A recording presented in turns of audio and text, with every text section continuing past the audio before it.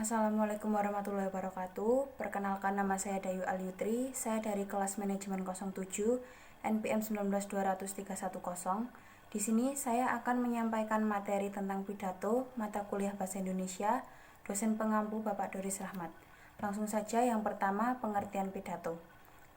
Pidato adalah semacam cara menyampaikan gagasan, ide-ide, tujuan, pikiran, serta informasi dari pihak pembicara kepada orang banyak secara lisan. Pidato juga bisa diartikan sebagai seni membujuk atau mempengaruhi orang lain. Berpidato sangat erat hubungannya dengan retorika, yaitu seni menggunakan bahasa dengan efektif. Berpidato bukanlah suatu pekerjaan yang sederhana, karena dalam berpidato menyangkut beberapa unsur penting seperti pembicara, pendengar, persiapan, tujuan, isi pidato, serta teknik-teknik dalam etika berpidato.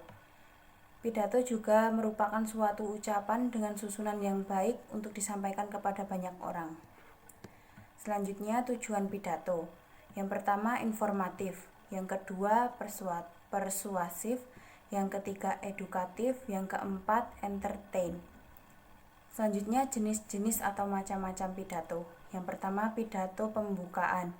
Adalah pidato singkat yang dibawakan oleh pembawa acara atau MC. Yang kedua, pidato pengarahan adalah pidato untuk mengarahkan pada suatu pertemuan. Yang ketiga, pidato sambutan.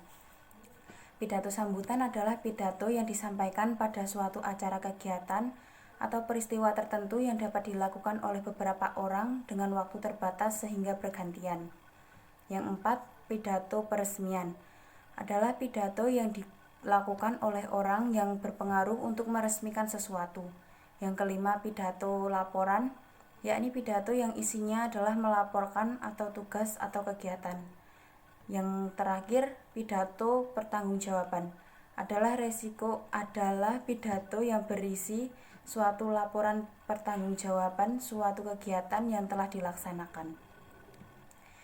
Ada beberapa metode dalam berpidato.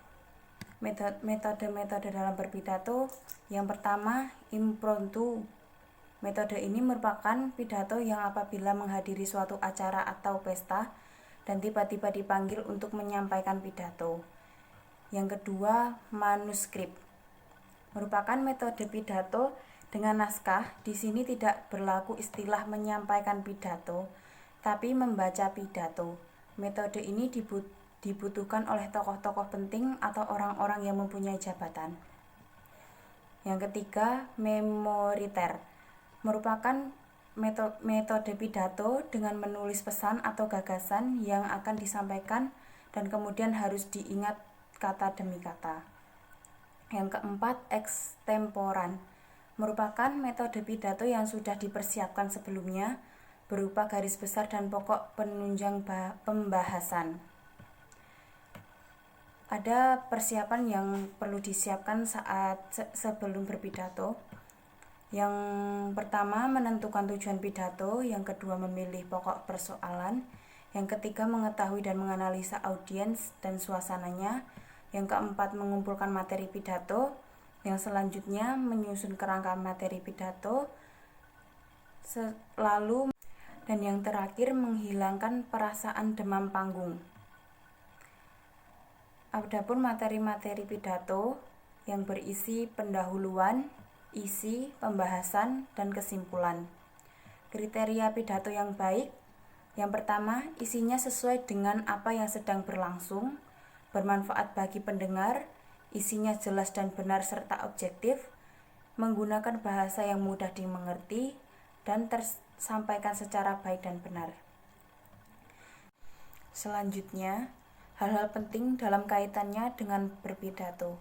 Yang pertama, posisi pembicara. Seorang pembicara harus sedapat mungkin dilihat oleh semua audiens. Kalau boleh tidak duduk, diusahakan untuk berdiri agar semua audiens dapat menatap wajah dan penampilan pembicara. Yang kedua, mengatur suara dalam berpidato. Usahakan mengeluarkan suara yang jelas, tegas, dan nyaring, disesuaikan dengan ruang pertemuan, apakah ruangan itu kecil atau aula yang besar dan luas. Yang ketiga, volume, intonasi, dan perlafalan. Pada saat berpidato, diusahakan untuk mengatur volume suara, intonasi, dan perlafalan. Yang selanjutnya disisipkan humor yang sopan, segar, dan relevan. Yang selanjutnya, gerak tubuh seperti tangan, telapak tangan, jari, kepala, raut muka, dan lain-lain juga mendukung daya tarik dalam berpidato, namun jangan terlalu berlebihan dan harus disesuaikan dengan apa yang sedang dibicarakan. Yang selanjutnya, penggunaan mikrofon. Bila ada mikrofon, maka gunakanlah dengan sebaik-baiknya dan jangan menempel di mulut. Yang terakhir, bila ada slide berupa LCD, alat peraga, papan tulis, sangat efektif untuk menunjang kegiatan saat berpidato.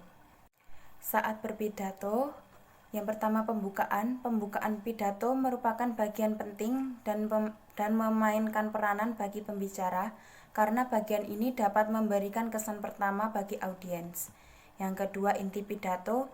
Setelah selesai melakukan pembukaan dengan salah satu cara di atas, maka langsung selanjutnya dengan menyajikan pokok permasalahannya. Yang terakhir, penutup. Penutup pidato biasanya dilakukan dengan membuat rangkuman atau kesimpulan, menyatakan kembali prinsip-prinsip yang terkandung dalam pidato, menceritakan cerita singkat yang menarik, mengutip kata-kata mutiara, ungkapan, atau beberapa bait pantun, mengajak atau menghimbau, dan mengemukakan sebuah pujian buat para pendengar. Saya kira cukup sekian dari saya pembahasan tentang pidato. Jika ada kesalahan, saya mohon maaf. Terima kasih atas perhatiannya. Wassalamualaikum warahmatullahi wabarakatuh.